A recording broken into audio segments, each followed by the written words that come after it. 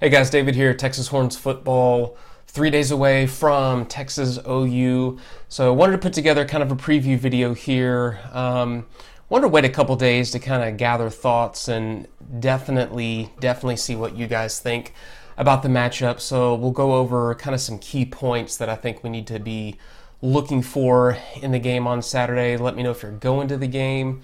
What are your concerns? What are you most confident about heading into the game, and what do you expect? So definitely drop your comments below, give the video a thumbs up, share it out. Don't forget to subscribe, and also don't forget to check us out on Facebook at Texas Horns Football. We have over 54,000 Longhorns fans on that page. It's a great group, so definitely join us on there. But first of all, wanted to start off by looking at just some team stats heading into the game, and then just kind of what those mean for what each team really needs to accomplish. So take a look at this. Just broke it down for offense and defense, and I like to look at these as per game, right? So on the offense, Texas is rolling out 484 yards per game, 41.8 points per game. Oklahoma, 644 yards per game and 53.4 per game.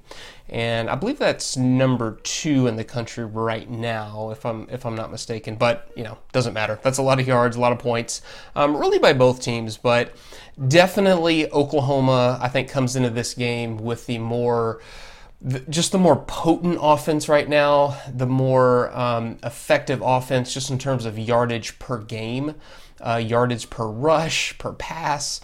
Jalen Hurts has just been like a light bulb that Lincoln Riley's been able to plug in and light up right from the get-go.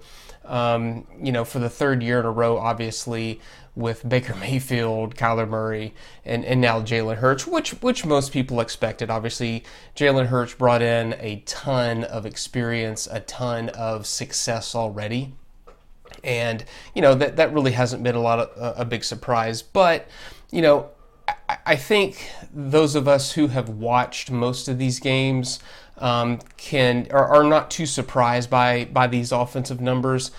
Texas definitely brings a different offensive identity to this game. Texas is more of a grinding, wear you down type of offense that can also attack deep.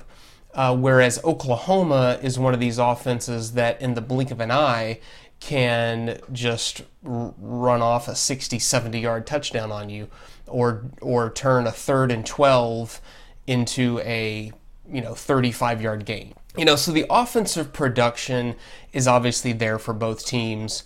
And then looking at the defensive, what's been allowed per game, Texas has allowed 442 yards per game, 26.6 points per game, whereas Oklahoma 346 yards per game, and they're allowing 19 points per game. Now, obviously, you have to look at the schedule, the opponents that each team has played up to this point. Texas, obviously, with that huge game against LSU, who is ranking right there with the top offenses in the country. Joe Burrow, I believe, is number 2 in the country in passing yards right now. So there is I think there is a big discrepancy there. What I like about the Texas numbers is that the points per game allowed, I think, is actually on the lower end. When you kind of factor in the yards per game. Yeah, they've allowed a lot of yards, but not a whole lot of points. That's still a pretty good differential from 41.8 points per game scored to allowing, 26.6 points per game. And then Oklahoma, obviously, arguably maybe Houston is the best team they played, but Houston lost to Tulane. They did beat Texas Tech, and then obviously Texas Tech beat Oklahoma State last week, which was a pretty good surprise, I think, for most of us. But the resume leading into this game for both teams definitely, I think, leans toward Texas. But as we all know, in this game, you can kind of throw that out the window. It's Texas OU. It's huge rivalry game. For Texas, it's the third game in the conference. So, right now it's Texas, Oklahoma, and Baylor tied for the conference lead. So it's still early, and yeah, you can kind of throw all those perceptions out the window, just like last year, right? Last year Oklahoma was coming into this game just tearing it up on offense, with Kyler Murray, and Texas was up 3 touchdowns in the fourth quarter against Oklahoma, and then Oklahoma in the blink of an eye scores 3 touchdowns to tie it up there late in the fourth quarter. But let me know your thoughts about that. How what you're feeling about the comparison in the offense and defense per game, and then just kind of looking at some of the main points. I think going into the game, I think the big question for Texas is how can they just slow down the Oklahoma passing game. Now, Oklahoma comes into the game, I believe, leading the nation in rushing yards per carry. They're at 7.8 yards per carry. Jalen Hurts is by far their number one rusher already. Trey Sermon is there with, I believe, around 340 yards or 340 total yards, but Hurts is at like 500 yards rushing. So he's by far their leading rusher. And really, I think that's the big question that could turn this game around is how is Texas going to at least slow down that Oklahoma passing game? And I think the best way that they're going to be able to do that is just attack Jalen Hurts. I think that they did a good job of that last year for the most part with Kyler Murray, making him uncomfortable, forcing him, to one side, forcing his options down to, maybe just 1 or 2. Of course, he's Kyler Murray, so he still made some plays. And Jalen Hurts is going to make his plays for sure. He's too good. There's too many weapons on that offense for that not to happen. But where Texas can't allow Oklahoma to just, reel off those long chunks of yards. I think that is the big deciding factor in this game. You're not going to shut down an offense like that totally, but just to figure out ways to attack Hurts, to make him uncomfortable, and make him try to be accurate on deep throws, which if he has a weakness, I think that's it. He's too good of an athlete to, he'll run around, he'll keep plays alive. And I do think that one of the best things Tart Orlando does is just come up with different ways to attack a quarterback, different ways to attack a backfield. Now, yes, sometimes you kind of roll the dice and you leave yourself vulnerable in things like that, because Tart Orlando loves to blitz his defensive backs. He loves to put out 5 or 6 defensive backs sometimes even more with the Cowboy package. So I would look for that. Another big point. As of last night, the word was that Oklahoma's 2 starting offensive tackles were not going to be healthy for the game, that they're not going to play. Now, could that change by Saturday? Maybe, but that looks pretty definite, and I think that's a big blow for Oklahoma's ability to consistently protect Hurts. So I would really look for the Texas defensive line to step up. Malcolm Roach, Keandre Colburn, Taquan Graham, and then even throw Joseph Asai in there if he's lining up on the line of scrimmage, and really just to see what Tart Orlando has to keep that offensive line off balance. After the Oklahoma-Kansas game, Jalen Hurts was asked about playing in the Red River Shootout in such a big rivalry, and he had the comment that he thinks he'll be okay, that he's played in big games before, and that kind of was picked up by a few news sources. And I completely see where he's coming from. I totally agree that Hurts has played in some big games before. He mentioned that he's played in the Iron Bowl against Auburn, which is a huge rivalry in the SEC, and that's true. And obviously, he's played in SEC championship games and the national championship game. So I don't think that Jalen Hurts is going to be mentally thrown off by this game at all. I think through his career at Alabama, that kid has shown a lot of mental toughness and a lot of leadership ability. When he lost his job to Tua, I totally think that Hurts is going to be completely fine. But that was kind of I think news contention that was a little blown out of proportion. But and on the Texas side, I think you look at the health of the defensive backs. Every game there's been different defensive backs kind of plugged in there. I think looking just kind of passing the eyeball test, Texas has a lot of concerns in pass defense for sure.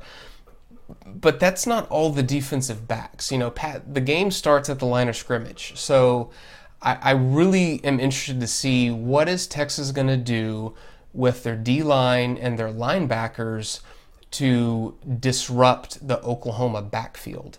I'm more interested in that than I am who's going to start at the cornerbacks, or 6 interceptions for the Texas defense in the last 2 games against Oklahoma State and West Virginia. Deshaun Jameson, 2 interceptions last week against West Virginia, including one of the best interceptions I think you'll ever see. So I expect to see him a lot more out there at one of the corner positions. Jalen Green's still out. Caden Stearns is still out at one of the safety positions. So we're expecting Brandon Jones to be one of the safeties, and possibly Brandon Jones to shift to the 5th nickelback defensive position when they run that. And then obviously a lot of BJ Foster, which he's back and healthy. So, yes, getting a few guys back, but also still losing some guys that have been starters and that have significant playing time, and that made an impact last year in the OU game. So also on the offensive side for Texas, getting Colin Johnson back, I think is going to be bigger than most Texas fans are considering. Because I think for the most part the Texas offense still was churning out yards, churning out points, and playing the style of offense that they want to play even without Colin Johnson. I just think that against Oklahoma, when Colin Johnson's on the field, you absolutely have to account for him, especially on the sidelines. And then you have a touchdown threat like Brennan Eagles on the other side, and then obviously Devin Duvernay in the most important position in this offense. So who's Oklahoma going to choose to stop? That they're just going to have to pick somebody. I fully expect to see Sam Ehlinger run a lot more in this game. I think that that's something that Texas has really held back, and that's been good because Sam doesn't get banged up as much. I saw a stat last week in the West Virginia game that Sam had about half amount of the designed runs up at this point of the season than he had last year, which is great because that also means you're getting production from the running backs. And I really like the fact that with the Texas running backs, even though they have been thin this year, somebody has stepped up. If it's been Keontae Ingram or if it's been Rashawn Johnson like we saw last week with his first 100-yard game, also scored a touchdown. So they've been getting the production from somebody at running back, which is great because that takes pressure off Sam. It also gives the defense more to consider, more to adjust to. So I think the big question for the Texas offense is, can they put together drives that eat up clock, that churn out yards, and that really grind and wear down the Oklahoma defense?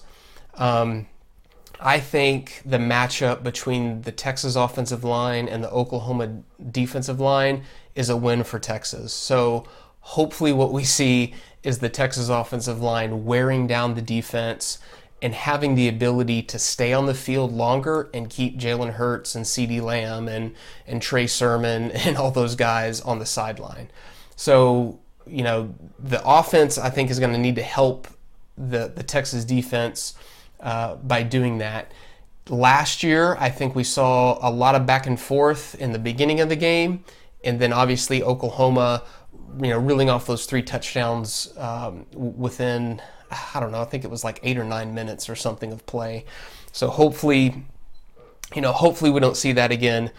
But that's kind of the key thing that I think overall for the Texas offense.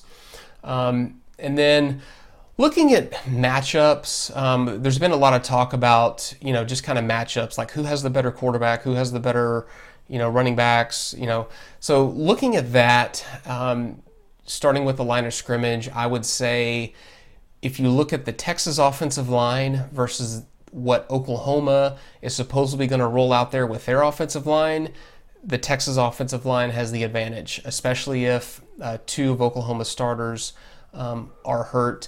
And I believe they've really been throwing out a starting 5, a different starting 5 every game this season. So, that continuity is incredibly important for an offensive line. So I definitely give the edge to Texas there. And I really hope to see the Texas offensive line just building up momentum in the run blocking game. That would be really cool to see, because that's really where you wear down a defense, is when you can just maul them in the run blocking game.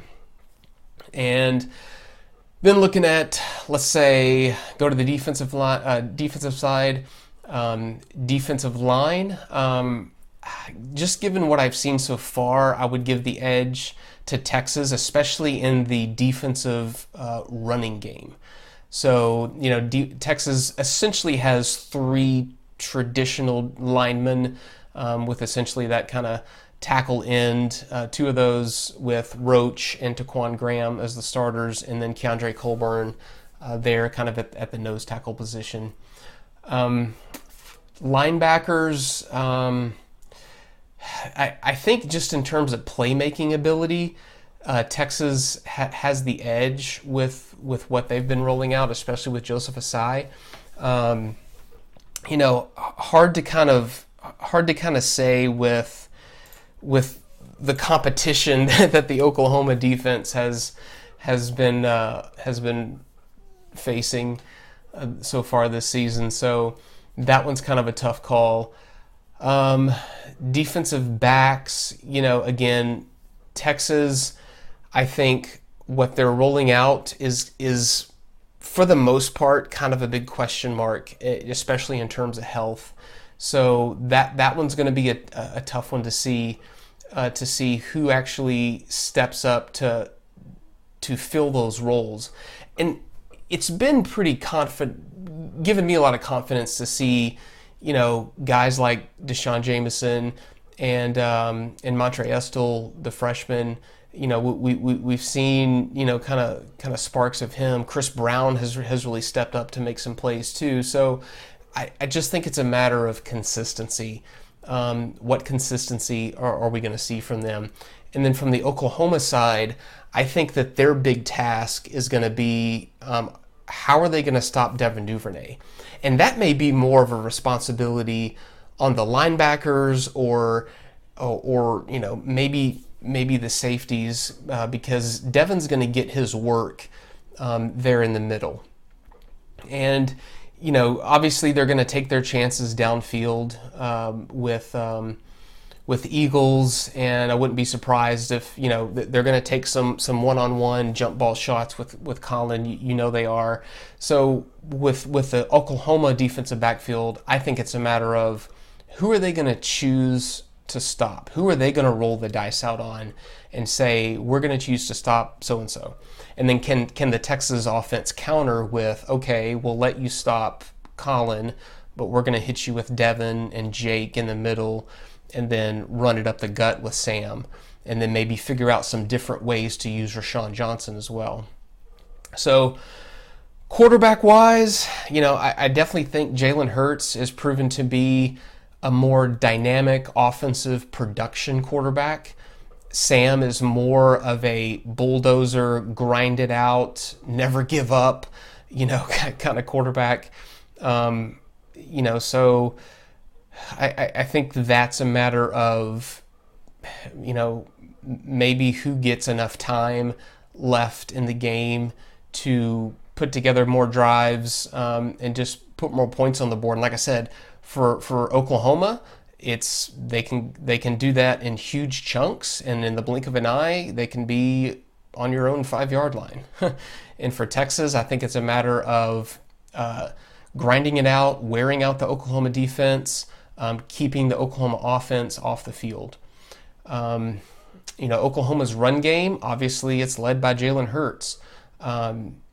Sermon is in there. I believe he's right now the number 2 running back, just in terms of yards, really the number 1 running back, but the number 2 rusher.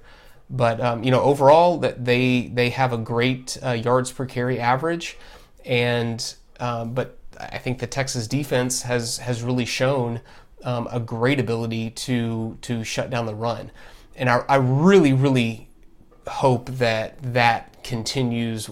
The number one thing I don't want to see is Oklahoma being able to run the ball at will and getting huge chunks of yards, because if that happens, that's just absolutely going to open up their passing game.